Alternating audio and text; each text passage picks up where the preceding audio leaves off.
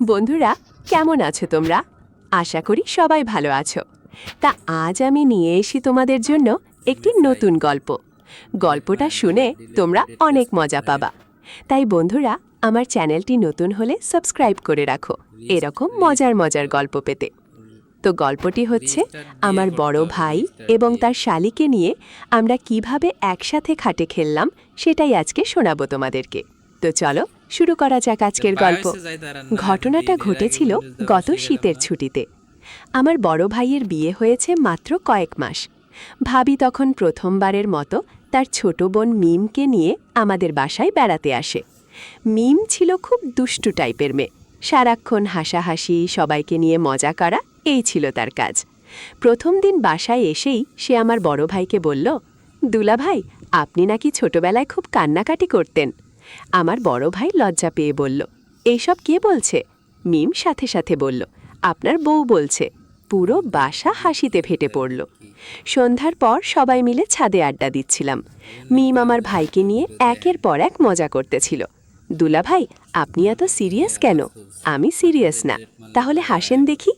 আমার ভাই জোর করে হাসতে গিয়ে এমন অদ্ভুত মুখ বানালো যে আমরা সবাই হেসে গড়াগড়ি।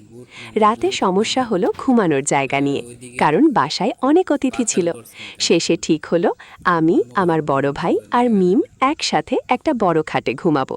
মিম সাথে সাথে বলল, আমি কিন্তু মাঝখানে শোবো। আমার ভাই বলল, কেন? কারণ দুই পাশে নিরাপত্তা দরকার। ঘুমানোর আগে শুরু হলো বালিশ যুদ্ধ। মিম হঠাৎ আমার ভাইয়ের দিকে বালিশ ছুঁড়ে মারল। ভাই বলল, এই, আমি বড় মানুষ। মিম বলল, দুলা ভাই না, আপনি বাচ্চা মানুষ। তারপর যা শুরু হলো, পুরো রুমে বালিশ উঠতেছিল। আমি একপাশে বসে শুভু হাসতেছিলাম। হঠাৎ মিম খাটের উপর দাঁড়িয়ে বলল, আজকে যার ঘুম আগে আসবে সে হেরে যাবে। ভাই বলল, এটার আবার নিয়ম কি? যে হারবে সে কালকে সবাইকে নাস্তা খাওয়াবে। রাত বাড়তে লাগলো। আমরা গল্প করতে করতে পুরনো স্মৃতি শেয়ার করছিলাম। হঠাৎ কারেন্ট চলে গেল। পুরো রুম অন্ধকার। মিম ভয় পেয়ে বলল, এই, কেউ কথা বলো। ভাই ইচ্ছা করে ভূতের আওয়াজ দিল, হু। মিম চিৎকার দিয়ে আমার হাত ধরে ফেলল। আমি হাসতে হাসতে শেষ। কিছুক্ষণ পর বাইরে বিড়ালের ডাক শোনা গেল।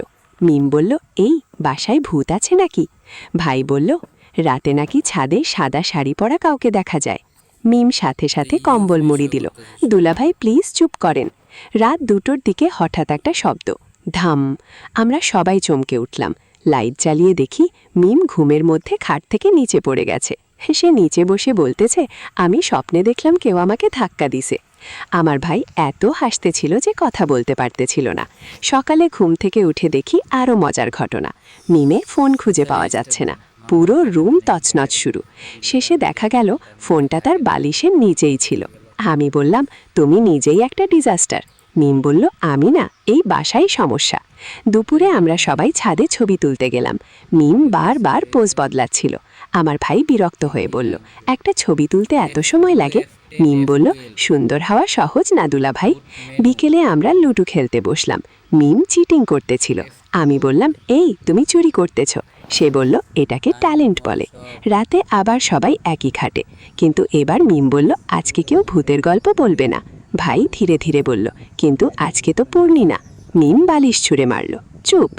পরদিন সকালে মিম বাসা থেকে চলে যাচ্ছিল। যাওয়ার সময় সে বলল, আমি আবার আসব। ভাই বলল, তাহলে আগে থেকেই এক্সট্রা বালিশ কিনে রাখব। আজও যখন মিম আসে, আমরা সেই রাতের গল্প তুলে হাসাহাসি করি। জীবনের সবচেয়ে সুন্দর জিনিসগুলোর একটা হলো পরিবারের সাথে কাটানো হাসির মুহূর্ত। আমাদের বাসায় তখন অনেক অতিথি। আমার ভাবির ছোট বোন তানিয়া কয়েকদিনের জন্য বেড়াতে এসেছিল। তানিয়া ছিল একদম ঝড় টাইপের মেয়ে। সারাক্ষণ কথা বলে, হাসে আর সবাইকে খেপায়। বাসায় ঢুকেই সে আমার বড় ভাইকে বলল, দুলা ভাই, আপনি নাকি খুব রাগী। ভাই সিরিয়াস মুখে বলল, তানিয়ার সাথে সাথে বলল, মিথ্যা, আপনাকে দেখে তো কার্টুন লাগে। পুরো বাসা হাসিতে ফেটে পড়ল। সন্ধ্যায় আমরা সবাই একসাথে বসে চা খাচ্ছিলাম। তানিয়া হঠাৎ বলল, আজকে রাতে লুডো খেলা হবে। ভাই বলল, আমি এসব খেলি না। তানিয়া বলল, হারার ভয়ে। ব্যাস, আমার ভাই সাথে সাথে রাজি। রাতে খাওয়া শেষে আমরা খাটের উপর লুডো বোর্ড নিয়ে বসে গেলাম। আমি, আমার ভাই আর তানিয়া। তানিয়া শুরুতেই বলল, আগে বলে রাখি আমি কিন্তু চ্যাম্পিয়ন। ভাই বলল, আজকে বুঝবা চ্যাম্পিয়ন কাকে বলে। খেলা শুরু হলো। প্রথম 5 মিনিটেই তানিয়া চিটিং শুরু করলো। আমি বললাম, এই তুমি 2 ঘর বেশি গেছো। তানিয়া বলল, এটাকে স্ট্র্যাটেজি বলে। আমার ভাই খুব সিরিয়াস হয়ে খেলতেছিল। হঠাৎ তানিয়া তার গুটি কেটে দিল। তানিয়া খাটের ওপর লাফ দিয়ে উঠল। ইয়েস স্যাস। ভাই রাগ করে বলল, এত এক্সাইটমেন্ট কেন? তানিয়া বলল, কারণ দুলাভাই হারতেছে। কিছুক্ষণ পর আমার ভাই রিভেঞ্জ নিল। সে তানিয়ার 2টা গুটি একসাথে কেটে দিল। তানিয়া মুখ ফুলিয়ে বলল, আপনি খারাপ মানুষ। ভাই বলল, যুদ্ধে সব বৈধ। খেলার মাঝখানে হঠাৎ কারেন্ট চলে গেল। পুরো রুম অন্ধকার। তানিয়া চিৎকার দিল, কেউ আমার গুটি চুরি করো না। আমি মোবাইলের ফ্ল্যাশলাইট জ্বালালাম। দেখি আমার ভাই চুপচাপ পাশা লুকাইতেছে। আমি বললাম, আরে চিট করতেছে। তানিয়া হাসতে হাসতে শেষ। এরপর শুরু হলো বালিশ যুদ্ধ। তানিয়া হঠাৎ বালিশ দিয়ে ভাইকে মারল। ভাইও ছাড়ার পাত্র না। 2 জন এমনভাবে বালিশ ছুড়াছুড়ি করতেছিল যেন WWE চলছে। আমি একপাশে বসে শুধু ভিডিও করতেছিলাম। হঠাৎ তানিয়া পিছলে খাট থেকে নিচে পড়ে গেল। সে নিচে বসে বলল, এই খাট আমার বিরুদ্ধে ষড়যন্ত্র করছে। আমরা এত হাসছিলাম যে দাঁড়িয়ে থাকতে পারছিলাম না। রাত বাড়তে লাগলো। সবাই ঘুমাতে যাবে, কিন্তু তানিয়া এখনো হার মানে নাই। সে বলল, আরেকবার খেলব। আমার ভাই বলল, না, আমি ঘুমাবো। তানিয়া বলল, হারার ভয়ে পালাচ্ছেন। ভাই আবার বসে গেল। এইবার খেলা আরও ডেঞ্জারাস হয়ে গেল, কারণ উইনার ঠিক করবে কালকে কে বাজার করবে। আমার ভাই বলল, আমি হারলে বাজার করব না। তানিয়া বলল, তাহলে এখনই সারেন্ডার করেন। শেষ মুহূর্তে তানিয়া জিতে গেল। সে এমন সেলিব্রেশন করল যেন বিশ্বকাপ জিতছে। খাটের উপর দাঁড়িয়ে বলল, আজ থেকে আমাকে লুডো কুইন ডাকবেন। পরদিন সকালে আমার ভাইকে সত্যিই বাজারে যেতে হলো। তানিয়া দরজার সামনে দাঁড়িয়ে বলল, দুলা ভাই, আলু নিতে ভুলবেন না। ভাই রাগী মুখে বলল, তুমি আর কোনোদিন আমাদের বাসায় আসবা না। তানিয়া সাথে সাথে বলল, আমি তো আগামী মাসেও আসতেছি। আজও যখন তানিয়া বাসায় আসে, আমার ভাই লুডো বোর্ড লুকিয়ে রাখে। আর আমরা সেই রাতের কথা মনে করে এখনও হাসি। জীবনে এমন কিছু মানুষ থাকে যারা পুরো বাড়িটাকে আনন্দে ভরে দেয়। ঘটনাটা ঘটেছিল বর্ষাকালে। সারা দিন বৃষ্টি হচ্ছিল। আমাদের বাসার সামনে পুরো রাস্তা পানিতে ভরে গেছিল। সেদিন আমার ভাবির ছোট বোন নীলা আমাদের বাসায় বেড়াতে আসে। নীলা ছিল একদম হাইপার টাইপের মেয়ে। 1 মিনিটও চুপ করে থাকতে পারত না। বাসায় ঢুকেই বলল, আজকে কেউ ঘুমাতে পারবে না।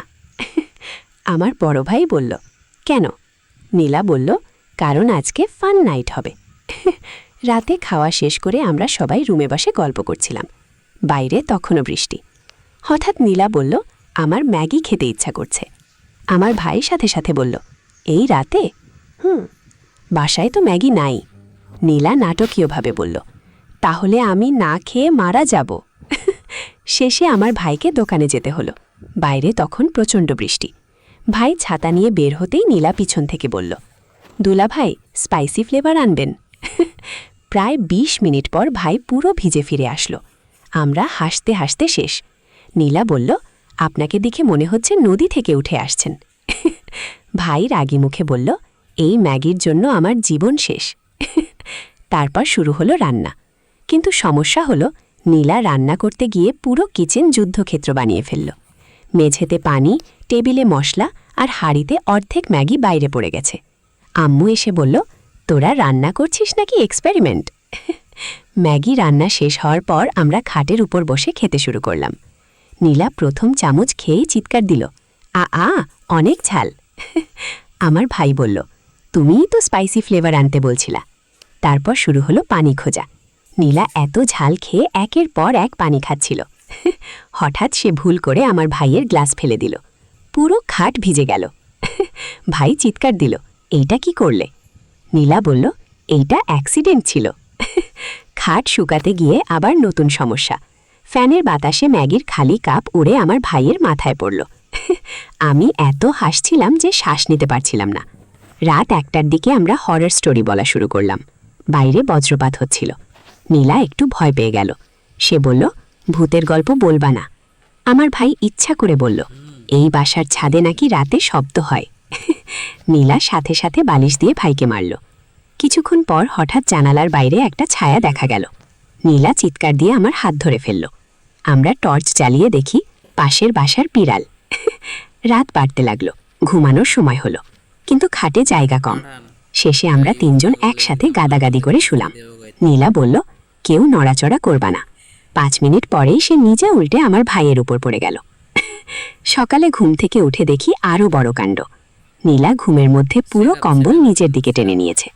আমি আর ভাই ঠান্ডায় কাঁপতেছিলাম। ভাই বলল, এই মেয়ে যুদ্ধের সময়ও কম্বল ছাড়বে না। সকালে নাস্তা খেতে খেতে নীলা বলল, গত রাতটা অনেক ফান ছিল। আমার ভাই বলল, আমার জীবনের সবচেয়ে স্ট্রেসফুল রাত ছিল। আজও যখন নীলা বাসায় আসে, আমার ভাই আগে থেকেই এক্সট্রা ম্যাগি কিনে রাখে, আর আমরা সেই রাতের গল্প মনে করে এখনও হাসতে হাসতে শেষ হয়ে যাই।